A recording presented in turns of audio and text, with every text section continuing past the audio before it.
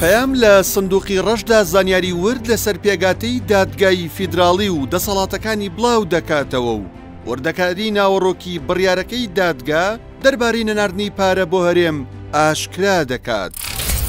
ناوەڕۆکی بڕیارەکەی دادگای فیدراڵی سەبارەت بە نەناردنی پارە بۆ هەرێم چی تێدایە؟ لە بڕیارەکەی دادگای فیدراڵیدا هاتووە هەڵۆشانەوەی سەرجەم بڕیارەکانی پێشووی ئەنجومەنی وەزیران کە تایبەتن بە ناردنی پارە بۆ هەرێم. بڕیارەکەی دادگای فیدراڵی باس لەوەش دەکات شکێرێم لە چوارچێوەی یاسای بودجەدا دیاری کراوە.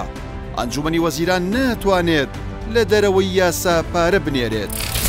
دادگای فیدراڵی لە بڕیارەکەیدا ئاماژە بەوەش دەکات ڕێکەوتنی سیاسی دەبێت بەپێی دەستور بێت. ئەنجومەنی وەزیران بۆی نییە بە ناوی ڕێکەوتنی سیاسی بارگرانی بخاتە سەر بودجەی گشتی. ئەو پەرلەمانتارە کێیە کە دژی ناردنی پارە بۆ هەرێم سکاڵای تۆمار کرد؟ مستەفا جەبار سەنەد ئەو پەرلەمانتارەیە کە سکاڵای تۆمار کردو و لە ساڵی 1985 لە بەسڕە لەدایک بووە. باوکی لە تەمەنی 36 ساڵیدا لەلایەن بەعسەوە لە سێدارە دراوە. مستەفا جەبار هەڵگری بڕوانامەی بەکالۆریۆسە لە ئەندازیاری تەکنۆلۆژیای پترۆکیمیایی و بەکالۆریۆس لە ئابووری نەوت و غاز. لە وەزارەتی نەوت و نووسینگەی عادل عەبدولمادی سەرۆک وەزیرانی پێشوو کاری کردووە. مستەفا جەبار لە دوایین هەڵبژاردنی پەرلەمانی عێراق وەک کاندیدێکی سەربەخۆ سەرکەوت. لە ئێستاشدا ئەندامی لیژنەی داراییە. ئەو پەرلەمانتارە نوری زوهێر کارکتەری سەرەکی دزی سەدەی لە فڕۆکەخانەی بەغدا لە ناو فڕۆکەیەکی تایبەت ئاشکرا کرد. بۆچی دەسەڵاتدارانی هەرێم لە بری ڕێکەوتنی یاسایی ڕێکەوتنی سیاسی دەکەن؟ لە ماوەی 5 ساڵی ڕابردوودا دەسەڵاتدارانی هەرێم لە بری پابەندبوون بە ناوەڕۆکی یاسایی بودجەی عێراق ڕێکەوتنی سیاسی و دەرەوەی یاساییان کردووە.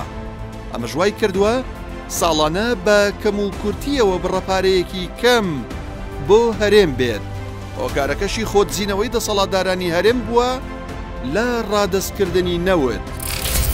ساڵی 2018 لە سەردەمی کابینەی حەیدەر عەبادی 370 ملیار و لە سەردەمی کابینەی عادل عەبدولمادی لە 2019 453 ملیار و لە سەردەمی مستەفا کاظمیش لە 2020ەوە مانگانە 200 ملیار بووە.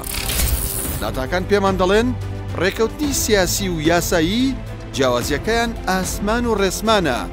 ئەگەر هەرێم پابەندی یاسایی بودجە بووایە مانگانە زیاتر لە تریلیۆنێک دیناری بۆ دەهات کەچی لەبەر بەرژەوەندی خۆیان نەوتیان ڕادەست نەکرد و تەنها بە 200 ملیار ڕازی بوون.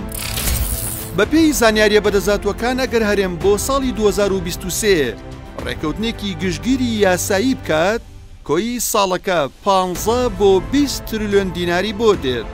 ئەو بڕەش بەشی موچەی تەواو دەکات و زیاتر لە 6 تریلیۆن دیناریش بۆ پرۆژە خزمەتگوزاریەکان دەمێنێتەوە. بڕیارەکەی دادگای فیدراڵی چۆن دەستی سوودانی بەست؟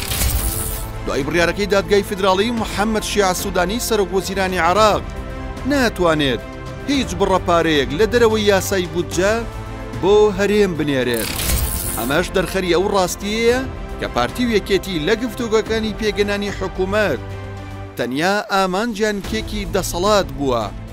ڕێکەوتنە سیاسیەکانیان تەنیا بۆ پۆستە و مافە دەستوریەکانیان فرامۆش کردووە و هیچ زەمانەتێکی یاساییان بۆ شایستە داراییەکانی هەرێم وەرنەگرتووە.